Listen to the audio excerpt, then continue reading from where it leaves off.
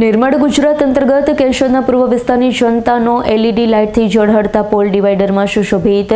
ફૂલઝાડ સાથે ward number 8ની આધુનિક સુવિધાને ખુલ્લી મુકાતા ધારાસભ્ય દેવાભાઈ માલમ અને નગરપાલિકા પ્રમુખ મેહુલભાઈ ગોંડલિયા, ઉપપ્રમુખ જીવીબેન ભોપાડા તથા નગરપાલિકા સદસ્ય સહિતના લોકોએ આ તકે મોટી સંખ્યામાં ઉપસ્થિત રહ્યા. નિર્મળ ગુજરાત અંતર્ગત કેશોદના પૂર્વ વિસ્તારની જનતાએ LED લાઇટથી ઝળહળતા પોલ ડિવાઈડરમાં સુશોભિત ફૂલઝાડ સાથે વોર્ડ નંબર 8ની આધુનિક સુવિધાને ખુલ્લી મુકતા ધારાસભ્ય દેવાભાઈ માલમ અને નગરપાલિકા પ્રમુખ મેહુલભાઈ ગોંડલિયા, ઉપપ્રમુખ જીવીબેન ભોપાડા તથા નગરપાલિકા સદસ્ય સહિતના લોકોએ આ તકે મોટી સંખ્યામાં ઉપસ્થિત રહ્યા હતા. શહેરના પૂર્વ વિસ્તારમાં 40% ઉપરની વસ્તી આવેલી છે, ત્યારે આ વિસ્તારના લોકોની સારી સુવિધા ઉપલબ્ધ થાય અને આ વિસ્તારમાં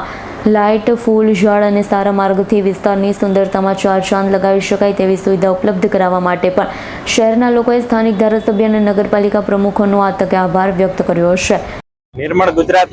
2023-24 ગ્રાન્ટ અંતર્ગત વોર્ડ નંબર 8 ની અંદર ફુવારા ચોકના ચારેય તરફના જે રસ્તા છે એની અંદર ડિવાઈડર, ગ્રીન સ્પેસ અને લાઇટિંગ વાળા થાંભલા ઊભા કરી અને બ્યુટિફિકેશન કરી અને આઇકોનિક રોડ તરીકે આજે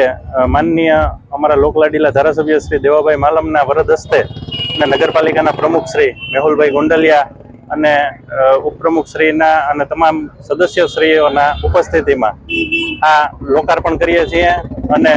કેશોદના પૂર્વ વિસ્તારને નગરપાલિકાના પ્રમુખ અને નગરપાલિકાની પૂરી ટીમ વતી એક ભેટ આપીએ છીએ.